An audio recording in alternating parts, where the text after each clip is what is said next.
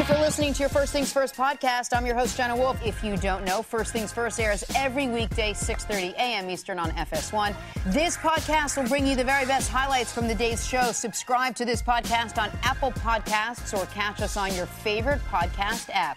Follow the show at FTF on FS1 on Twitter and like us on Facebook. And joining me every day will be the Hall of Famer Cris Carter and Nick Wright.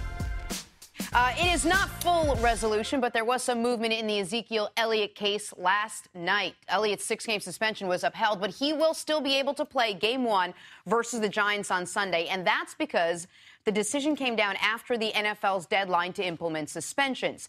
Elliott is continuing to fight the suspension in court, and a judge is expected to rule on Friday. Cris, what does this mean for the Cowboys this season to go 6 games without Ezekiel Elliott? Well, first of all, it's going to be a season of distractions. I mean, they had a magic carpet ride that ended abruptly in Jerry World with Aaron Rodgers.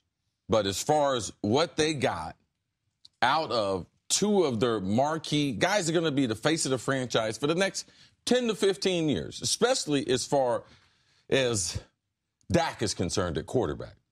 Now, these 2 talented players, and then now you're taking one away. So we argued all last season, oh, who's more valuable? Oh, you're getting ready to find out. And you're getting ready to find out how important it is when you can hand the ball 18 to 24 times to a guy, and he can churn out 100 to 150 yards. Their team averaged 150 yards, led the NFL, and how it's deodorant for a lot of other things on Dallas that stinks. Right. Their defense, their lack of a pass rush. How does this defense play when it can't play from the lead, which it did most of all last season? The quarterback. Oh, he's mature beyond his years. It was different when you have Zeke behind you. He could hand him the ball. But now, do they double Dez? What do they do to Jason Witten? Those other running backs that are backups, Alfred Morris, yeah, they're good players. Darren McFadden. He's a good NFL player. But they're not great NFL players. And the reason why they're backups for a reason. Because they have less dimensions to their game than Zeke. They're not as good in pass protection. They're not as good as running the ball. They're not as good as a pass receiver coming out of the backfield. And they don't have the respect of the other 31 defensive coordinators in the league that, you know something, I got to put 8 guys into the line of scrimmage, which made deciphering and understanding the NFL game a lot easier for Dak in year 1. It will be more difficult for Dak in year 2 without Zeke. And we don't really know if Alfred Morris and Darren McFadden are still good NFL players. We know they were in their time, but last year, it was all Zeke all the time. Like, if those guys lost a step last year, we wouldn't have seen it. 204 carries for 1,120 yards. Say that again. 204 carries for 1,120 yards. That's what Zeke did on first down last year. Over 5 yards. So he rushed for 1,000 yards. He rushed for 1,100 yards on first down. Guess what that led to? Who do you think was the best offense in the league on second down? The Dallas Cowboys. They were a top 3 offense on first down.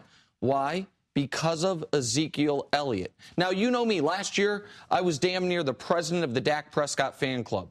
I thought we held his draft position against him in evaluating how good he really was playing. But man, oh man, the safety blanket of Ezekiel Elliott was real, and now you're without him for nearly 40% of your season. That's a big deal in a conference in the NFC that's as good as this one is. But isn't it also a big deal to put your entire game plan into one guy? I mean, if you ask Bill Belichick about how important everyone is, whether he believes it or not, he's going to tell you, you can take anyone out. We're still going to have the same game plan. We're still going in. And I don't just mean like he's a great guy. He had big numbers on first down on all day. He's a great guy. I mean, to put so much stock into one guy, and now you're just going to always hope and pray that this guy doesn't get hurt and he's there.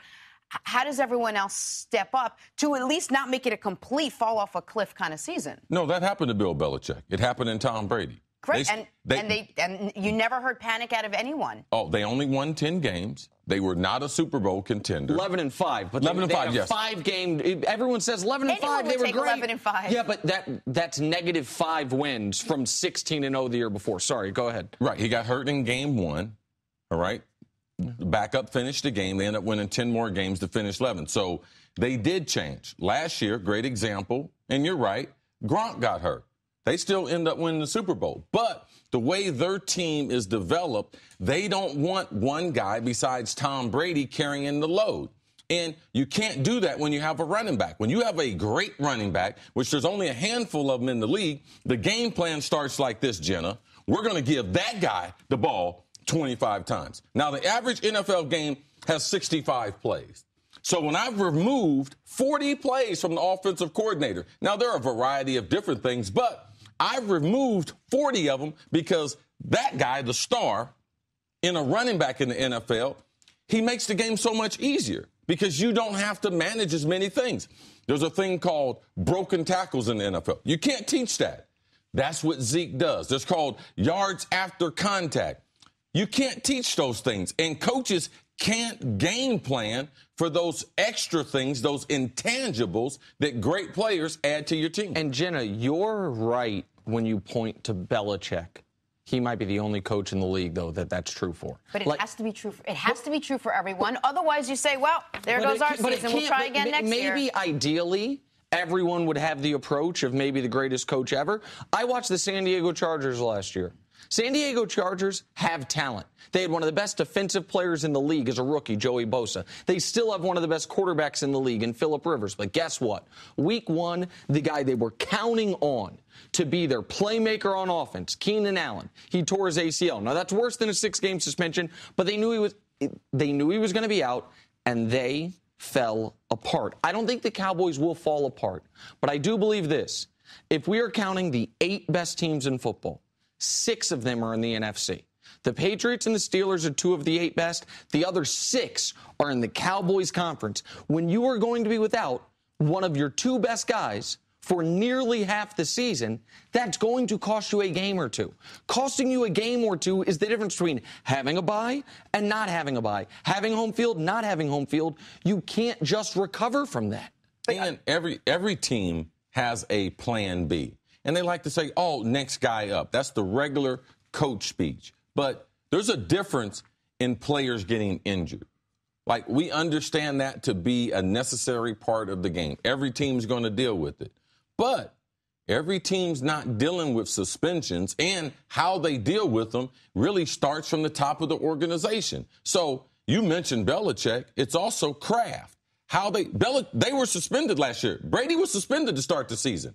They still won the Super Bowl. Why? Because the organization, how they do things, and way they delegate authority, and really the next guy up is more competent to do the job than I've seen with any other organization. It sounds like I'm hearing worry from you guys both, from the Dallas Cowboys. Do you still, A, pick them to win the NFC East, despite Zeke missing 6 games? And B, you talked about all the amount of wins the Patriots came back and won. How many wins do you see the Cowboys winning this year, coming off a 13-win season last year? I thought they would be an 11-win, 12-win team.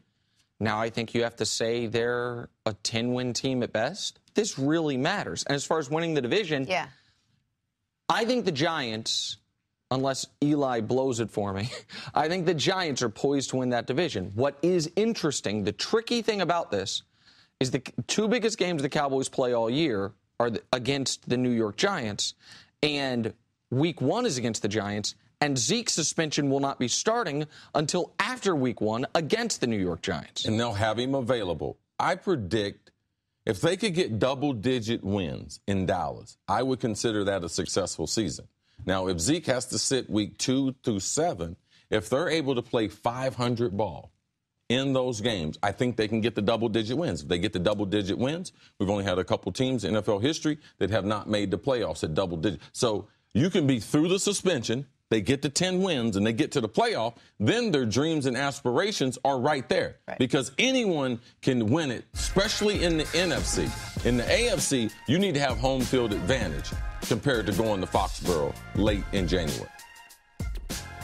So, Jimmy Garoppolo is entering his fourth season as Tom Brady's backup. Garoppolo has only started 2 games in 3 years, but he has been the subject of trade rumors ever since he filled in during Brady's suspension last season.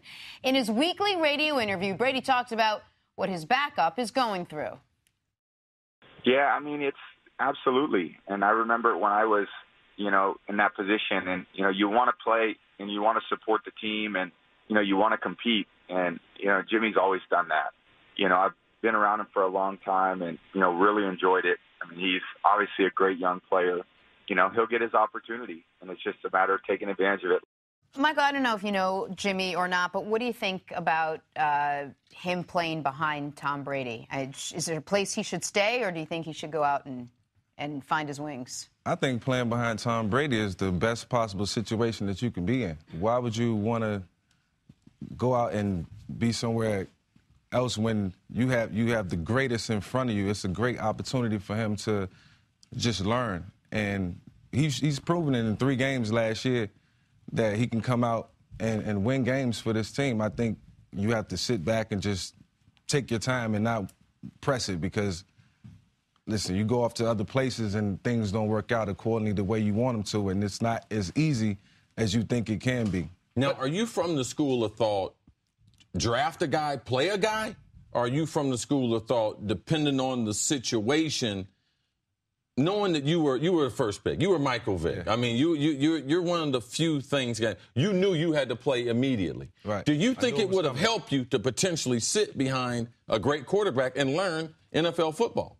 Well, I was a competitor, so I wanted to play. I wanted to be out there. I stressed to my coaches on numerous occasions, Coach, give me an opportunity to play, put me out there, just let me gain some experience.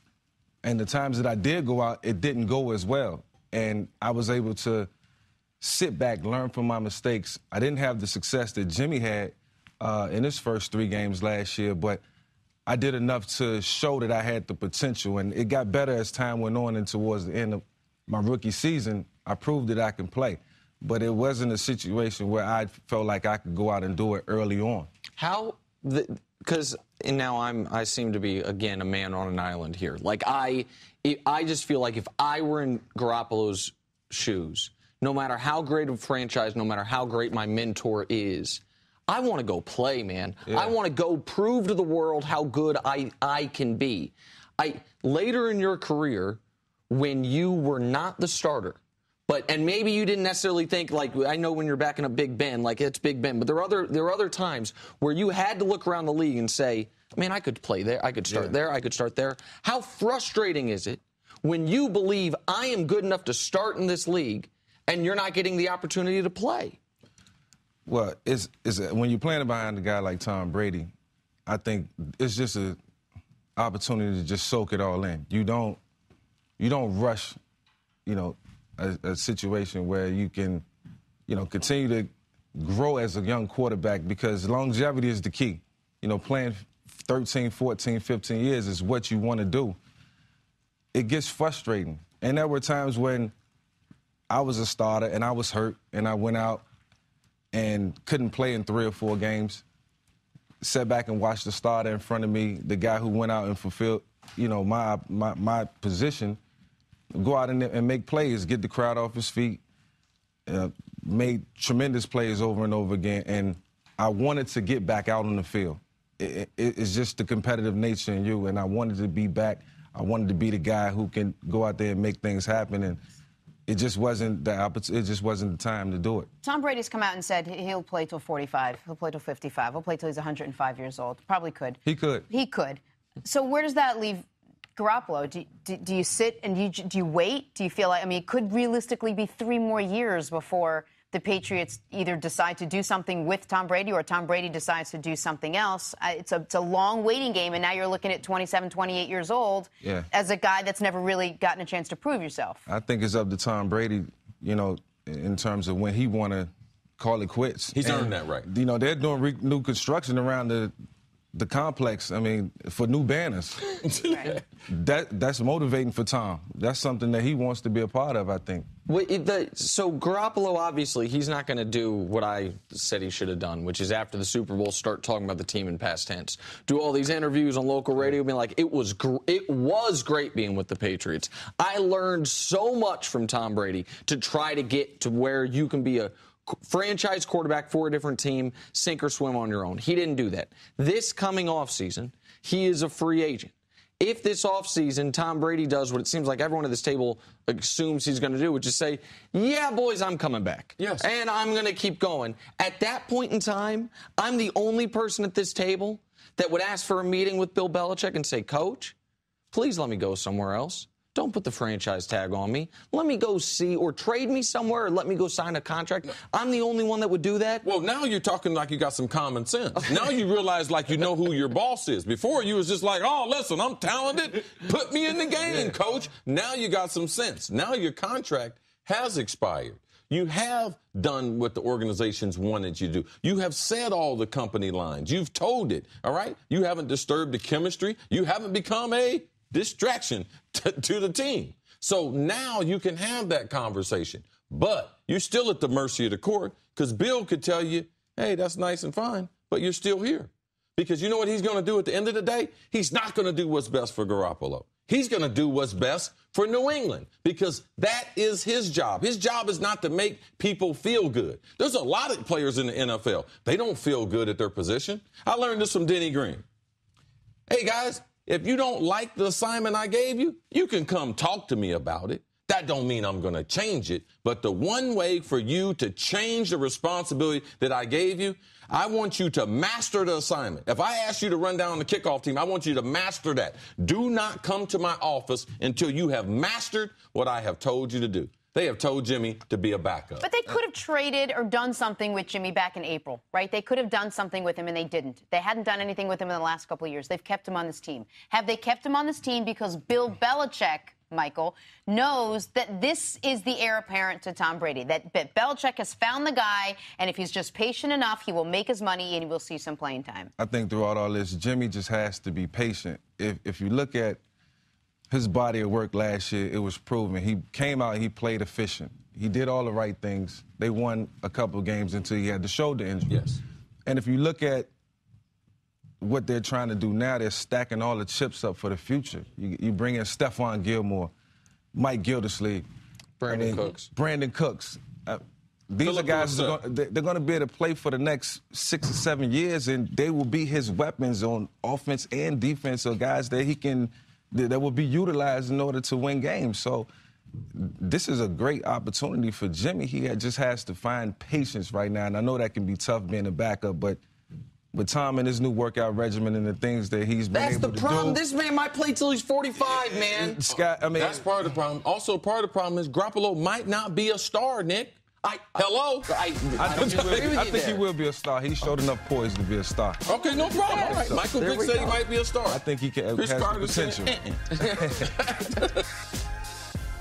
We're a day before the season starts, and Colin Kaepernick is still not on a roster. Several star players, including Aaron Rodgers and Von Miller, have voiced their opinion on the matter, saying Cap should be on a team. Yesterday, Cam Newton weighed in, sharing his thoughts on Kaepernick's unemployment. Do I think Kaepernick is better than some of these starting quarterbacks in this league? Absolutely. Should he be on a roster, in my opinion? Absolutely. There's no question about it. Is he good enough to be on a roster? Is he good enough to be a starting quarterback? Absolutely. But our main focus right now is trying to beat the 49ers on Sunday. Thank you. So let's talk about Colin Kaepernick being back on the field. Will we ever see him in a uniform again, do you think? I think we will. Because this league is about guys getting injured, and it creates other opportunities. And I believe that people will change their opinion based on the emergency need that will come at quarterback during the season. Like right now, there's not a need for him, even though he's better. I like Cam's take. Cam said, is he better? Like, because the question is will he be in the league? Cam said he's better than starters. So what other guy out there? Because I try to tell kids when we were in the NFL locker room, I call them kids, and they asked me about players. I said, listen, man, all the great players are in an NFL locker room somewhere. If they're not here, they're somewhere. They're not walking the street. So you think great players are walking the street? No, they're not. Well, we do have one. We do have a great athlete that's walking the street and should be playing in the NFL, and it's Colin Kaepernick. And he will only get the chance to play after a bunch of quarterbacks get hurt. Man. And that's a disgrace. I wish I agreed with you. I mean, I think Kaepernick ended his career, and it's not right. And I salute him for taking this type of risk for what he feels, and I tend to agree with him, is a very important cause. But we are without precedent on this one.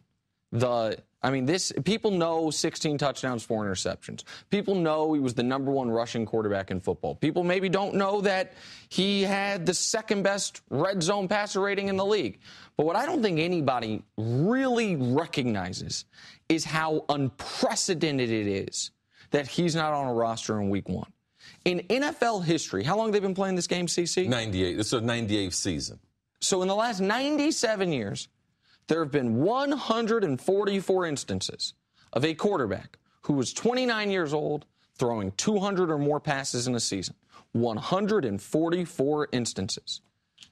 Every single one of those guys that wanted to play the next year was on a roster the following year. The only guy out of that 144 that was not on a roster the following year was Bobby Hebert, because he was holding out for a new contract, and he came back the year after. So if Kaepernick is not on a roster right now, I have no reason to believe he's going to be on a roster in the future. I don't think anyone disagrees with that. I agree. I think he should be on a roster. I think he's very good. I think he's better than how many percent? At least 6 or 7 starting quarterbacks. Trevor Siemian, Blake Bortles, We've Tom heard the Savage. list all preseason. Don't leave New York. Josh McCown. Okay, so he's better than a lot of these guys. And so then you say, well, why isn't he playing? And I think we could all agree that there's some semblance of blackballing that's going on here.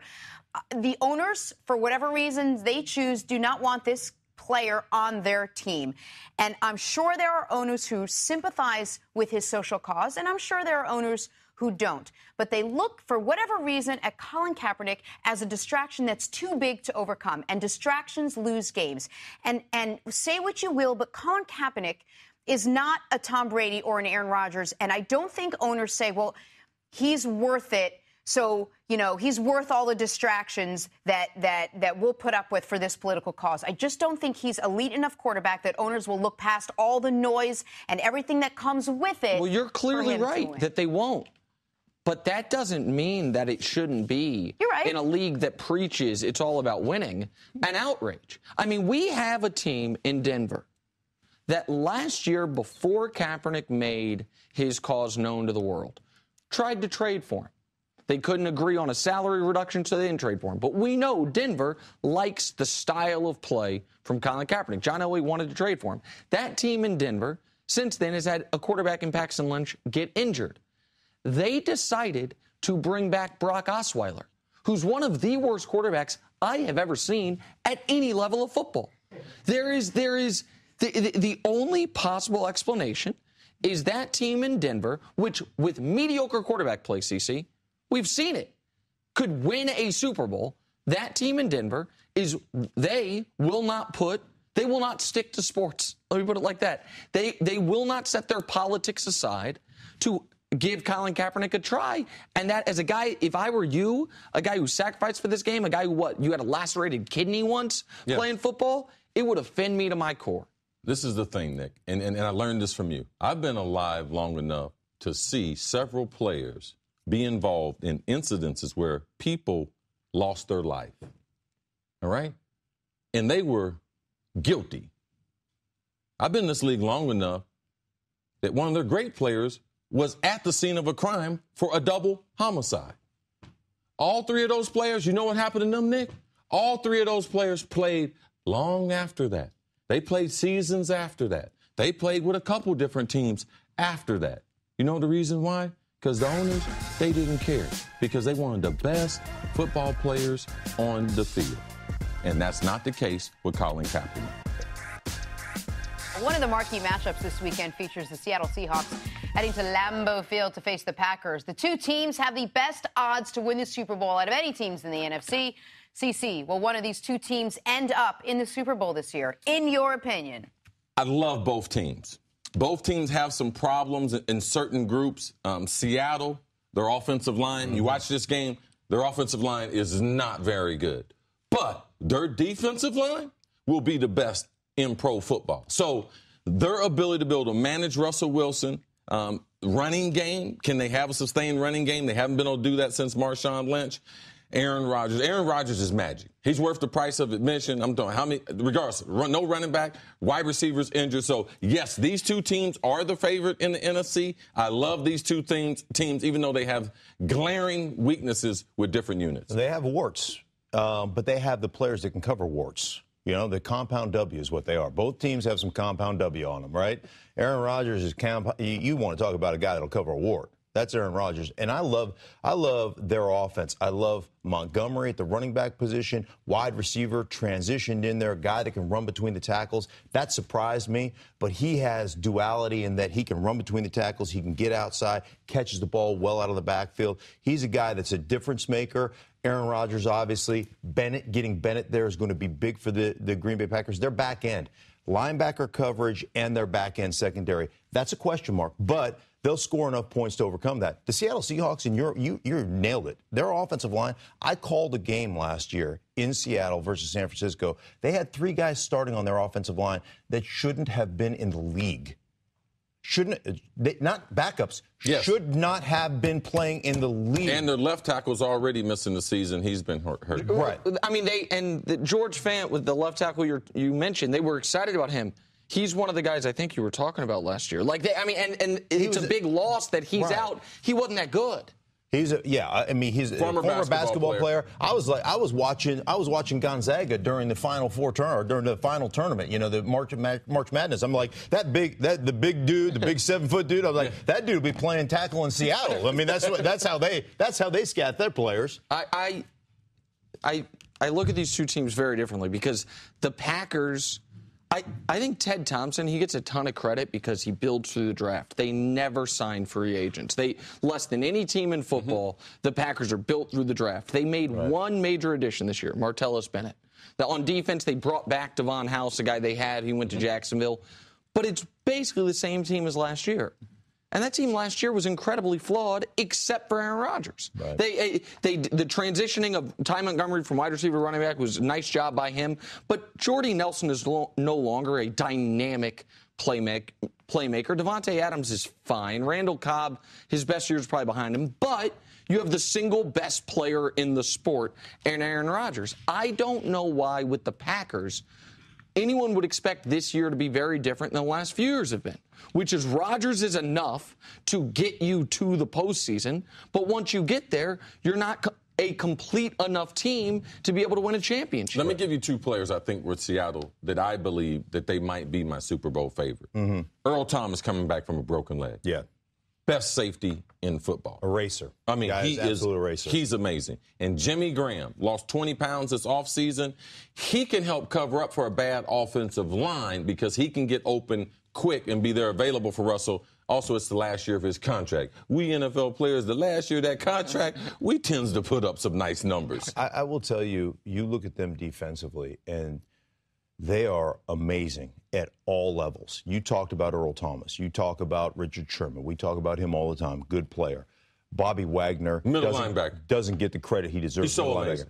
Now all of a sudden you couple Bennett with Sheldon Richardson, who they just added from the yes. Yes, I mean Frank Clark. Oh my goodness, coming off the bench. I'm telling you, this defense is frightening. Absolutely frightening. You just have to manage. Tom Cable, my college teammate, offensive line coach over in Seattle. Definitely one of the top 3 offensive line coaches in the business. And they say, listen, we're not going to give you any money. You're going to have to develop players. That's what you have to do. Their best player, Britt, was a tackle that moved to center. I mean, where do you ever see tackles moving down into center? He's their best player, but they've got this competitive nature, and that defense, man, up in Seattle with that crowd noise, it makes me glad I don't play every time I watch them play. So let's get into the matchup. You have this Seattle team with this phenomenal defense. You have this Packers team with this phenomenal quarterback who can run this offense. How do you see the game going?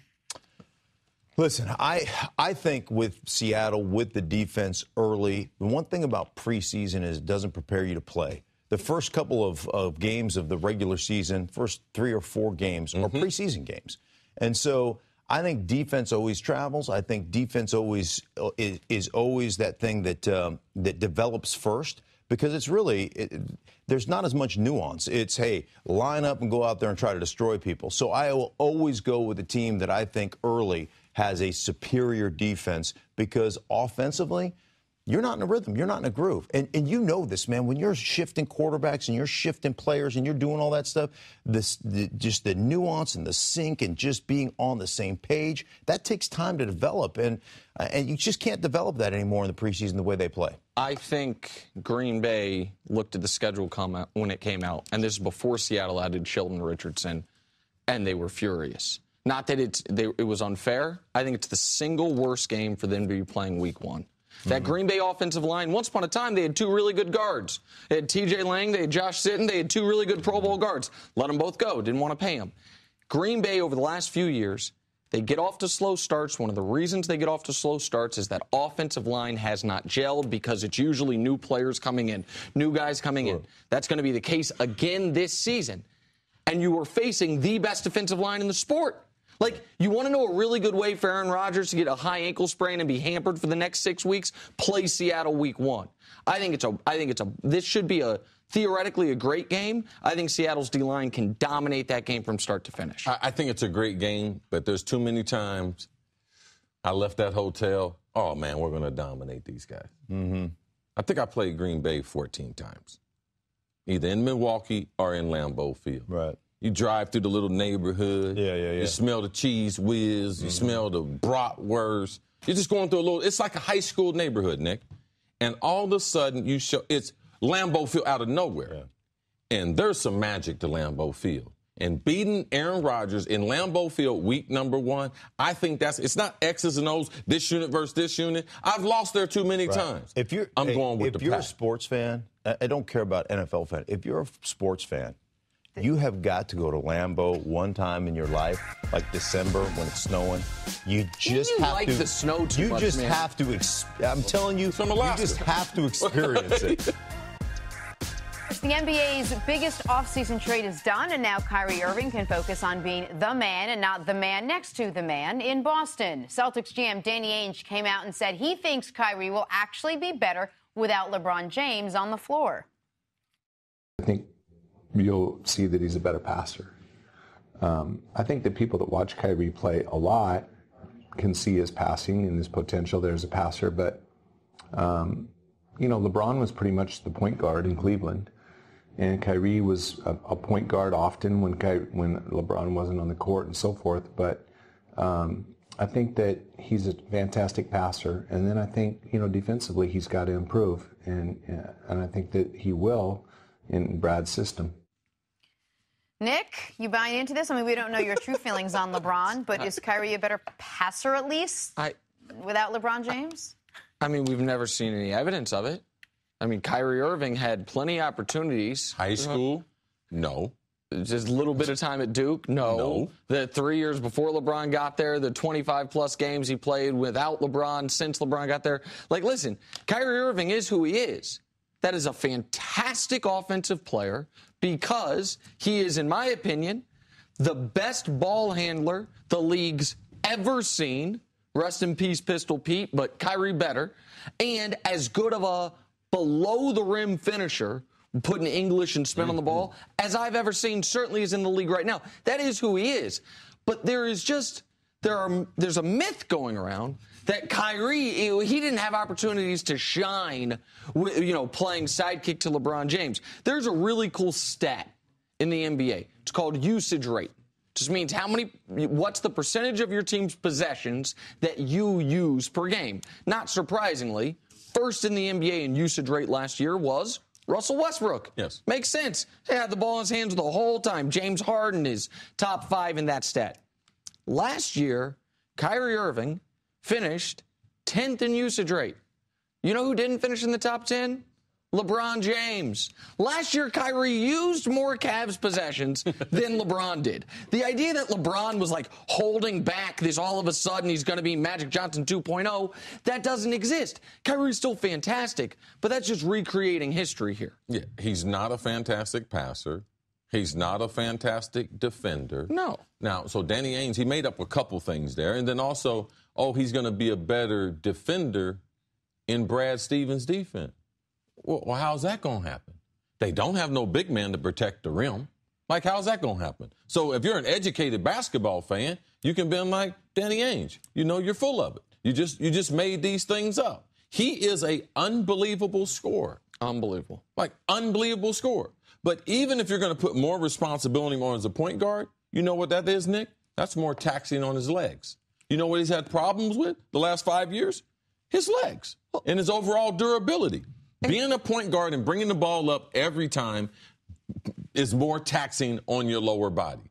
So that part he didn't put into the equation. And since, I'm old enough to have watched the Celtics last season, and since when is the Celtics point guard this big distributor?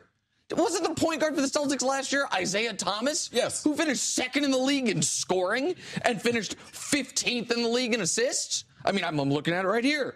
Now, 15th in assists was ahead of Kyrie at 17th in assists, right. But it was 5.9 to 5.8.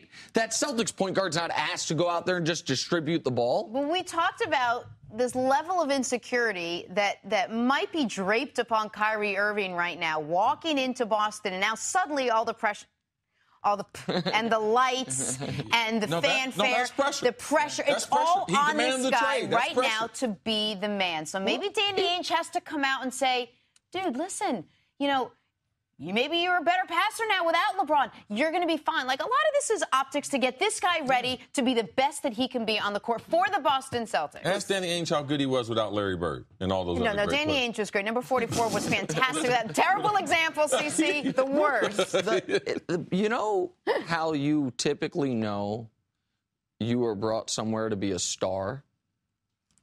When they have the press conference announcing you, you get to do it by yourself. Like I saw next to Kyrie, a 6'8" white dude, they signed him Gordon Hayward.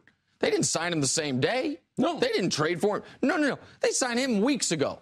And they waited. Like, we'll do this joint press conference. We got them both here now. So the idea, and last I checked, and I think Kyrie's better than Hayward, but All-NBA voters said he's not. Gordon Hayward had more votes for the All-NBA team than Kyrie Irving did. I just want people to be honest about what Kyrie Irving is. And I am not hating on the guy. I've told this story. I like Kyrie Irving so much. I walked up to someone at the NBA Finals. Cris is talking to a man at the NBA Finals. Older black gentleman. I thought I recognized him. I thought he was a former boxer. I don't know all black guys. Well, you knew him. You guys are talking. You guys walk away, and I'm like, who was that? He's like, that's Kyrie Irving's dad. And I'm like, give me a second, Cris. I walk over. I'm like, sir, I just want to let you know what an impressive young man I think your son is. That's your fault for trying to make all my friends your friends. Hold on. The guy, so I'm congratulating him on an impressive young man his son, Kyrie Irving, is. He looks me in the eye. He goes, thank you so much.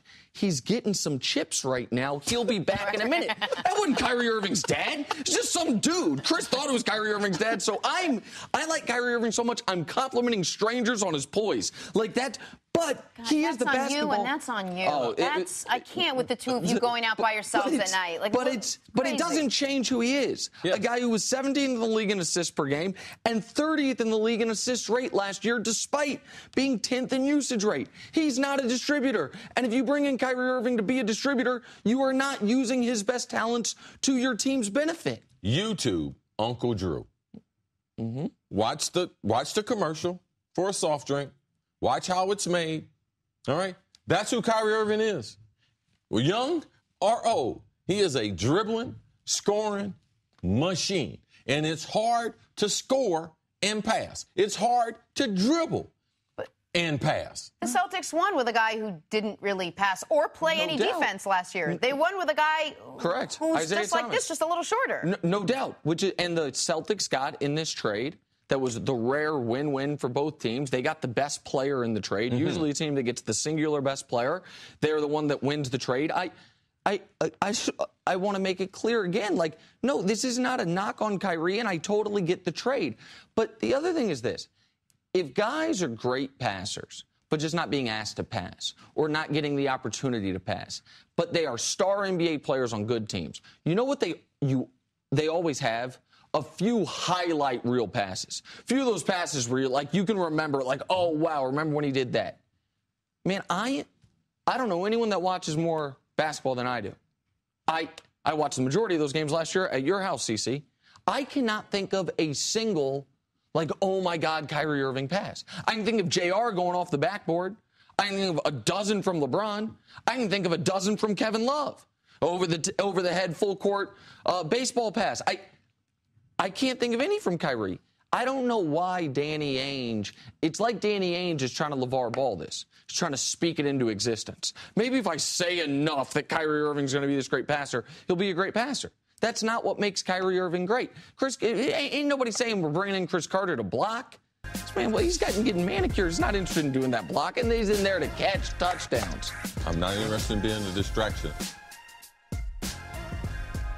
Thank you for listening to your First Things First podcast. I'm your host, Jenna Wolfe. We will be back at the same time tomorrow, 6:30 a.m. Eastern on FS1. Subscribe to the show on Apple Podcasts. So long, everybody.